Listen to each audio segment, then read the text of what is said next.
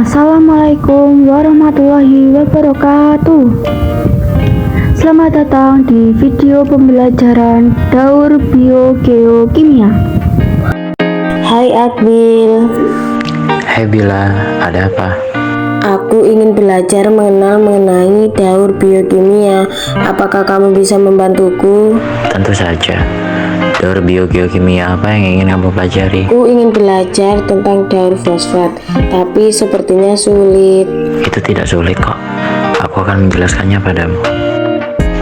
Sebelumnya, apa sih daur biogeokimia itu? Daur biogeokimia adalah perpindahan unsur-unsur kimia melalui makhluk hidup dan lingkungan abiotik yang berfungsi untuk mengatur keseimbangan ekosistem.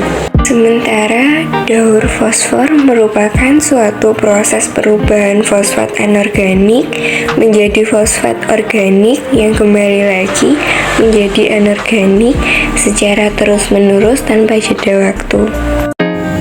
Di alam fosfor mempunyai dua bentuk senyawa. Di antaranya adalah senyawa fosfat organik, yaitu merupakan senyawa yang terkandung dalam kandungan makhluk hidup, seperti hewan, tumbuhan, dan manusia. Yang kedua adalah senyawa fosfat anorganik, yaitu senyawa fosfat yang dapat ditemukan di suatu lingkungan seperti tanah, air, dan batu. Dampak aktivitas manusia pada siklus fosfor. Sejumlah aktivitas manusia seperti penggunaan pupuk, eutrofikasi buatan, dan lainnya memiliki dampak besar pada siklus fosfor. Misalnya penggunaan pupuk fosfor untuk meningkatkan tingkat fosfor dalam tanah.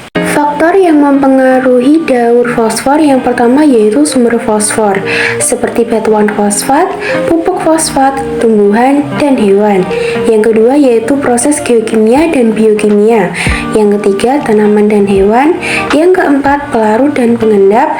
Yang terakhir aktivitas manusia seperti pertanian intensif dan penggunaan pupuk fosfat. Lalu bagaimana sih siklus daur fosfor itu? Fosfor dapat ditemukan di batuan sedimen yang mengandung mineral fosfat. Kemudian, batuan-batuan tersebut akan mengalami pelapukan seiring dengan berjalannya waktu. Ketika pelapukan bertemu dengan hujan, maka akan melarutkan batuan dan melepaskan ion fosfat anorganik ke tanah dan juga air. Kemudian, siklus fosfor melewati bagian biotik, yang mana senyawa fosfat dalam air dan tanah akan diserap oleh tanaman. Setelah diserap oleh tanaman, fosfor akan masuk ke dalam rantai makanan. Herbivora akan memperoleh fosfor dari tanaman, sedangkan karnivora melalui herbivora.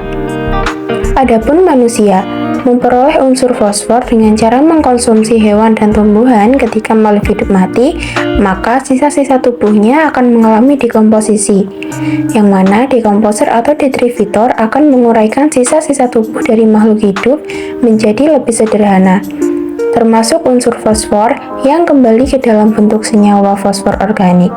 Selanjutnya, siklus fosfor memasuki tahapan mineralisasi. Fosfat organik dalam tanah akan dipecah oleh bakteri menjadi bentuk senyawa fosfat anorganik.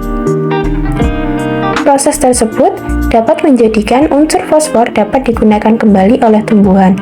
Tidak semua fosfor kembali ke tanah dan langsung digunakan kembali. Mayoritas unsur fosfor terbawa oleh limpasan air ke sungai dan berakhir di lautan. Unsur fosfor yang terbawa air ataupun sisa organisme hidup yang tenggelam akan membentuk lapisan sedimen yang mengandung fosfor. Lapisan sedimen yang mengandung fosfor ada di dasar lautan dan memerlukan proses geologis, berupa pengangkatan untuk dapat kembali ke daratan. Proses geologis tersebut memerlukan waktu yang lama, sehingga unsur fosfor rata-rata berada di dasar laut selama 20-100.000 tahun.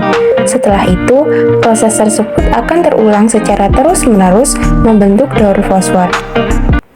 Itulah tadi materi daur fosfor yang kami sampaikan. Kurang lebihnya mohon maaf. Wassalamualaikum warahmatullahi wabarakatuh.